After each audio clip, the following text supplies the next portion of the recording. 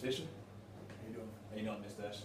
I'm the counselor for anybody that has, been in the Army or anything like that, and it's good to meet you. Have a seat. Thank you. So we can talk. Have a seat. Alright. So, just getting to know you. Like I said, I was a counselor for Army, Air Force, Navy, military. Anybody that's military affiliated that has had any problems with PTSD or any kind of issues after getting out of the service, I'm the counselor that's here to help you.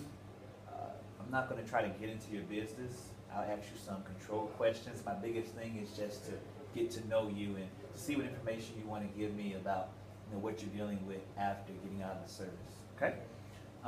So starting off, what's your last name again? Fisher. Fisher. Okay, Mr. Fisher. How long were you in the service? I was in the service for 8 years. And it was the Army, correct? Yes. Okay, good. Now, when you were enlisted in the Army for those 8 years, how did it make you feel? Did you have ups and downs, or did it sometimes get to you? How did you feel? No, I wouldn't really say I had too many ups and downs prior to deploying. It was more like after the deployment when things started to get kind of waver a little bit. Okay. So is that what brings you here? Is there a problem that you're having that's messing with you, or is it really just you're trying to get back to the focus of reality of life after the military? I mean, what's the real reason that you decided to come here? The reason I decided to come is just because I wanted to just kind of release myself from what it used to be like when I was in, in the sense of just letting go of how things work in the civilian world versus how they work when I was in the military. Okay, so speaking of that, what differences have you noticed in your emotions based on now you're a civilian versus being in the military? Is there any frustration, anger more? What have you noticed different? Lack of structure. It's usually I have a specific way of doing things, or even if it wasn't my way of doing things, it was a way of doing things, and now I have to either come up with a way of doing things, or I gotta find a new way of doing things, or it's a lack of rules. I don't know. It's just life is different now. So since it's different, what emotions do you really go through with facing that lack of structure?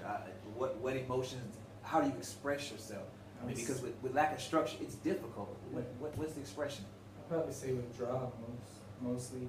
I kind of I'm more standoffish when it comes to being at work, or I have to deal with civilians, and every time I find myself I get angry because I feel like it was an easier way of doing it, or there was all right, we're going about this the wrong way, or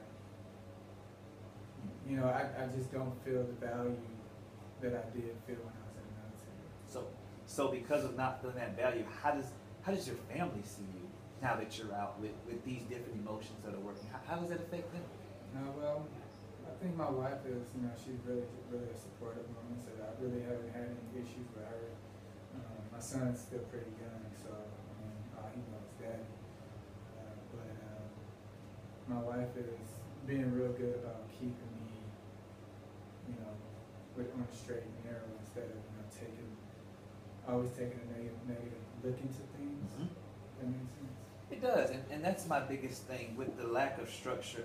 What do you suggest would be a way to help you fix it? Because I know I can suggest some things, but I want to hear from you first.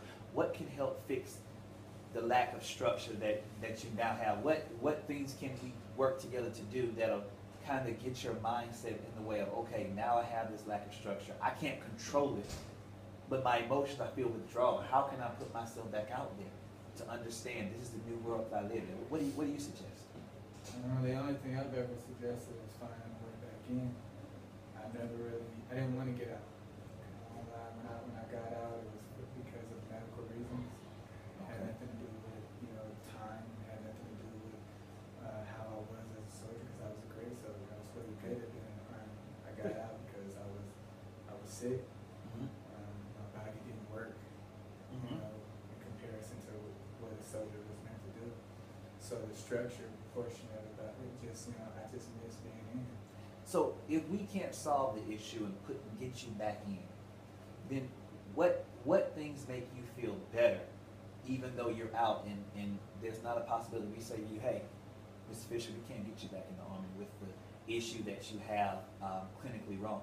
But what makes you feel better? What makes you come out of that withdrawal stage? What do you do? The one thing that makes me, I find myself, like a good coping mechanism is when I'm able to actually talk to those that, share the same situation I am in.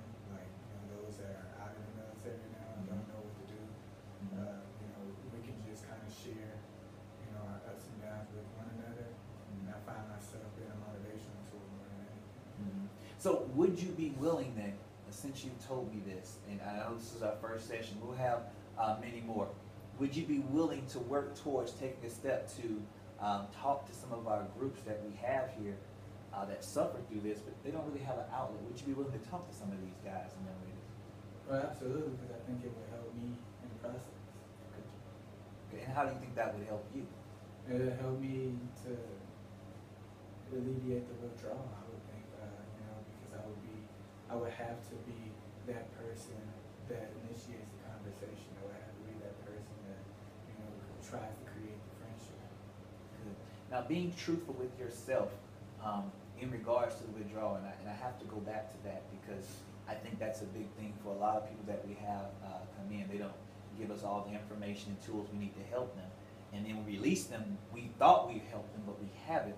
Can you honestly say, during this process that you're going to be as truthful as possible, with us? Like I said, I'm not here to put you on blast, but I really need you to be truthful during this process so we can get you this help. Can you say that that's something that you can at least work toward? Sure. Because there's some questions I'm going to also ask you as well that kind of dive into what happened. Not personally, you have to describe it, but I just need to know that as I give you those questions that you're able to say, you know what, yeah, this is what really happened. And we can help work you through that. And would you allow your experience of what happened, would you be able to share that with others too? Even in detail, they need to hear it. Would you be able to do that? Sure. If you're telling me it's going to help, then I'll trust you that it'll help, and I'll do my best to tell the truth all the time, not a lie. That's good, Ms. Fisher, and that's what we're looking for, which is the reason that I'm actually glad that you